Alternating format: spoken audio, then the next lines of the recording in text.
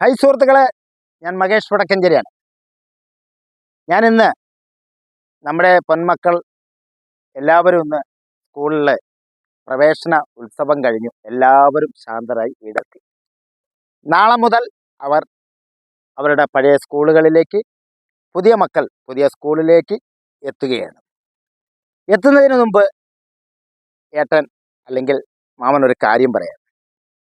നമ്മുടെ നാട്ടിൽ നമ്മുടെ മക്കളെ ലക്ഷ്യമിട്ടുകൊണ്ട് നടത്തുന്ന മയക്കുമരുന്നുകൾ, നിരോധന ഉൽപ്പന്നമായ പുകയിലകൾ, ഇതൊക്കെ നമ്മളെ ലക്ഷ്യമിട്ടുകൊണ്ട് നടത്തുന്ന ഒരുപാട് വ്യക്തികളുണ്ട്. അത് ബിസിനസ്. കാരണം ഇതിനി കേരളത്തിൽ നമ്മുടെ മക്കൾ ഉപയോഗിക്കാൻ പാടില്ല എന്നതിൻ്റെ ഒരു മെസ്സേജുമായാണ് മഹേഷേട്ടൻ വരുന്നത്. ഓക്കെ, നമ്മുടെ നാട്ടിൽ നമ്മൾ കഷ്ടപ്പെട്ട് നമ്മുടെ മാതാപിതാക്കൾ നമ്മുടെ മക്കൾക്ക് ഈ പെരുമഴയിൽ കൂടെ എന്തെല്ലാം പണി ചെയ്തിട്ടായിരിക്കും നമ്മുടെ മക്കൾക്ക് ഒരു ബാഗും പെൻസിലും പുസ്തകവും ഒക്കെ സംഘടിപ്പിച്ച് നമ്മളെ മാതാപിതാക്കൾ നമുക്ക് തന്നത് അല്ലേ? എന്തുകൊണ്ടാണ്? നമ്മുടെ മക്കൾ ഭാവിയിൽ നല്ല രീതിയിൽ പഠിച്ച് നാട്ടിൻ്റെയും വീട്ടിൻ്റെയും മാതൃകയാവണമെന്നൊരു ചിന്താഗതി നമ്മളെ മക്കൾക്ക്, നമ്മുടെ മാതാപിതാക്കൾക്ക് മക്കളിലുണ്ട് അല്ലേ? സത്യമാണത്.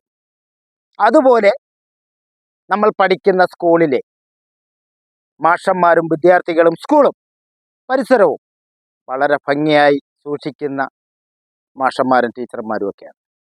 അവരുദ്ദേശിക്കുന്നത് നമ്മുടെ വിദ്യാർത്ഥികൾ ലോകത്തിൻ്റെ, ഞങ്ങളുടെ സ്കൂളിൻ്റെ മാതൃകയാവണം എന്ന് ചിന്തിക്കുന്ന സ്കൂളുമാണ് അല്ലേ? അപ്പം നമ്മൾ എന്ത് വേണം? നമ്മളെ കഷ്ടപ്പെട്ട് വളർത്തുന്ന നമ്മുടെ മാതാപിതാക്കളെ അനുസരണ ബോധത്തോടുകൂടി സ്നേഹത്തിൻ്റെ ഭാഷയിൽ നമുക്ക് കൊടുക്കാൻ പറ്റുന്ന നന്മകൾ മാതാപിതാക്കൾക്ക് കൊടുത്താൽ അവരും നമുക്ക് തരുന്ന ഒരുപാട് അനുഭവങ്ങളാണ് ഈ സ്കൂള്. അതുപോലെ സ്കൂളുകളിലെത്തുമ്പോൾ, പണ്ട് നമ്മൾ പഠിക്കുമ്പോൾ ഒരു ചൂരൽ വടി കശത്ത് വെക്കാറില്ല. ടേബിളിൽ വെച്ച ഡേ ഡേ ഡേ നടിക്കും, മക്കൾ പേടിക്കും. ഇന്ന് ഒരു ചൂരൽ വടി കശത്ത് വെച്ചാൽ അതെടുക്കുന്നത് വൈകുന്നേരത്ത് 4 മണിക്കാണ് സ്കൂള്. കാരണം അതെടുത്തൊന്ന് അടിച്ചാൽ FIR ഉറപ്പാണ്.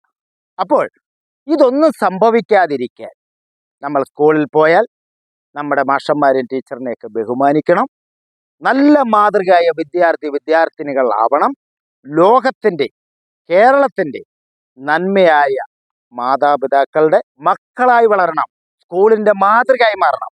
അതിന് നമ്മൾ എന്ത് ചെയ്യണം? ഇന്ന് കേരളത്തിൽ വിദ്യാർത്ഥികൾക്ക് നേരെ ഒഴുക്കുന്ന മദ്യം, മയക്കുമരുന്ന്, നിരോധന ഉൽപ്പന്നങ്ങൾ, അതായത് അറിയാമല്ലോ, നിരോധന ഉൽപ്പന്നങ്ങളാകുമ്പോൾ പലതും നിരോധിച്ചിട്ടുണ്ട്. അതെല്ലാം നമ്മുടെ ലക്ഷ്യമിട്ടുകൊണ്ട് മറ്റുള്ളവർ ലക്ഷ്യമിടുന്നുണ്ട്. എന്താണ്? വിദ്യാർത്ഥികളിൽ ഇന്ന് ലോകമെമ്പാടുമുള്ള ഒരുപാട് തൊഴിലാളികൾ വിദേശത്ത് പണിയെടുത്ത് മക്കളുടെ അക്കൗണ്ടിലേക്കാണ് ക്യാഷ് ഇടുന്നത്. അവരെന്ത് ചെയ്യുന്നു? വീട്ടിൽ എല്ലാ കാര്യങ്ങളും 16, 17, 18 വയസ്സുള്ള മക്കൾ ഇതൊക്കെ കൈകാര്യം ചെയ്യാൻ അവരുടെ കയ്യിൽ പണമുണ്ട്. എവിടെ മോനെ 100 രൂപ എന്ന് ചോദിച്ചാൽ ചോദിക്കാൻ പറ്റില്ല മാതാപിതാക്കൾ. അത് വേറൊരു വിഷയത്തിലേക്ക് മക്കൾക്ക്. അപ്പം അവരുടെ കയ്യിലാണ് ഇന്ന് പണം. തിരിച്ച് മാതാപിതാക്കൾ നാട്ടിലെത്തുമ്പോൾ മക്കൾ ഒന്നീ ആത്മഹത്യയും അല്ലെങ്കിൽ അവർ മയക്കുമരുന്നിന് അടിമയാവും. അതെന്തുകൊണ്ട് കുടുംബം ശ്രദ്ധിച്ചില്ല എന്ന് ചോദിച്ചാൽ പിടിവിട്ട കൈയായി. അതിന് നമ്മൾ ചെയ്യേണ്ടത്, നമ്മുടെ ഓരോ മാതാപിതാക്കളും നേരം വെളുത്ത്, നമ്മൾ ഒരുപാട് തിരക്കുള്ളവരാണ്, നമ്മൾ ഒരുപാട് കടമുള്ളവരാണ്, ഒരുപാട് പ്രശ്നക്കാരാണ്. എങ്കിൽ പോലും നമ്മളുടെ മക്കൾ സ്കൂളിൽ പോകുമ്പോൾ ഒരു മുഴം മുന്നിൽ നമ്മുടെ ലക്ഷ്യം, അവരെങ്ങോട്ട് പോകുന്നു, അവർ വൈകിട്ട് എവിടേക്ക് പോകുന്നു, എപ്പോഴും വീടെത്തുന്നു, എന്തൊക്കെയാണെന്ന് നമ്മൾ അല്പം ഒന്ന് ചിന്തിക്കാറുണ്ടോ? ഇല്ല, ചിന്തിക്കണം. ഈ പ്രവേശന ഉത്സവം, അതായത് പുതിയതും പഴയതുമായ വിദ്യാർത്ഥികൾ സ്കൂളിലേക്ക് കടന്നു കഴിഞ്ഞു. അവർ ആഘോഷിച്ചു കഴിഞ്ഞു, ലഡുകൾ ഭക്ഷിച്ചു, നല്ല രീതിയിൽ ആഘോഷണം. ഒരുപാട് സ്കൂളുകൾ ഞാൻ ഇന്ന് കണ്ടു. അതിന് ഞാനൊരു യാത്രയുടെ ഇടയിൽ 3 വിദ്യാർത്ഥികൾ ഒളിച്ചു നിന്ന് പറയുന്നുണ്ട്, അമ്മയോട് പറഞ്ഞാൽ മതി ഇന്നടത്ത് പോയെന്ന്, അച്ഛനോട് പറഞ്ഞാൽ മതി ഇന്നടത്ത് പോയെന്ന്. അവർ ഷെയർ ചെയ്യാണ്. എന്താണെന്ന് വെച്ചാൽ അതൊന്നും വരരുത്. ഇനി കേരളത്തിൽ മയക്കുമരുന്ന് ഇതേപോലുള്ള ഉൽപ്പന്നങ്ങൾക്ക് തടയിടാൻ നമ്മളാരും വിചാരിച്ചിട്ട് കാര്യമില്ല. ആര് വിചാരിക്കണം? നമ്മുടെ വിദ്യാർത്ഥികൾ വിചാരിക്കണം. ഇത്തരത്തിൽ നമ്മുടെ മക്കളെ ചൂഷണം ചെയ്യുന്ന ഇത്തരത്തിലുള്ള ആൾക്കാരെ പൊതുമേഖലയിൽ നമ്മുടെ നിയമപാലകരുടെ മുമ്പിലേക്ക് എത്തിക്കാൻ ഓരോരുത്തവരും കൈകോർക്കണം. ഇനി ഈ നാട്ടിൽ എല്ലാവരും പ്രവേശനം കണ്ട് ശാന്തരായപ്പോൾ എനിക്ക് തോന്നിയ ഒരു വാക്കാണ്, കഷ്ടപ്പെടുന്ന മാതാപിതാക്കൾ ഇന്ന് ഭയപ്പെട്ട് ജീവിക്കുകയാണ്. മകൻ സ്കൂൾ വിട്ടാൽ എങ്ങനെ വരും? തൊഴിലിന് പോയ ആൾക്കാർ വീട്ടിലേക്ക് എത്തുമ്പോൾ അവർ ഇന്ന് എന്തായിരിക്കും എന്ന് ചിന്തിച്ച് ഭയപ്പെട്ട് ജീവിക്കുന്ന നമ്മുടെ ഊട്ടി വളർത്തിയ മാതാപിതാക്കളുടെ മനസ്സെരിഞ്ഞ് ജീവിക്കുകയാണ് മക്കളെ. ഇനി മുതൽ ഇത് സംഭവിക്കരുത്. ഞാനൊരു ചാരിറ്റി പ്രവർത്തകനാണ്, നിങ്ങൾക്കറിയാം. നിരവധി അമ്മമാരെ ഒരുപാട് അനുഭവങ്ങളിൽ നിന്നും എടുത്ത് പോറ്റുന്നൊരു വ്യക്തിയാണ് തെരുവോരങ്ങളിൽ. എങ്കിലും ഇതെനിക്ക് ആവേശമാണ്. ഇനി എൻ്റെ മക്കൾ ഈ ലോകത്തിൻ്റെ, ഈ കേരളത്തിൻ്റെ, നമ്മുടെ ഒക്കെ ആത്മാർത്ഥമായ കഴിവുള്ള നല്ല വ്യക്തിത്വമുള്ള വിദ്യാർത്ഥികളായി വളർന്ന് ഇന്ന് നിരവധി രാഷ്ട്രീയ നേതാക്കന്മാർ ഒരുപാട് പേരും നിങ്ങളെ ആദരിക്കാറുണ്ട്. ആദരവുകളൊക്കെ തരുന്നത് എന്തുകൊണ്ടാണെന്നറിയോ? നിങ്ങൾ ഓരോരുത്തവരും ജനിച്ചു പോകാൻ, അതായത് വളർന്നു വരാൻ, ആ വളർച്ച തകരാതിരിക്കാനാണ് എല്ലാവരും നിങ്ങളെ പ്രോത്സാഹിപ്പിക്കുന്നത്.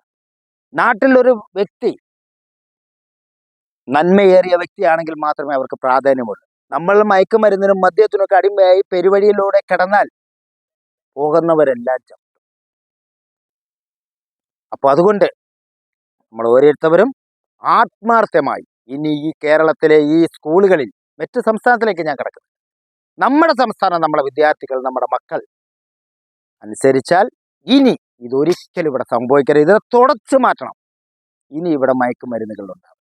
അതിന് വേണ്ടിയിട്ട് എല്ലാ സ്കൂൾ വിദ്യാർത്ഥിനികൾക്കും മാതാപിതാക്കൾക്കും അതുപോലെ നമ്മുടെ സ്കൂൾ മാസ്റ്റർമാർക്കും ടീച്ചേഴ്സിനും 1000 നന്ദിയും കടപ്പാടും.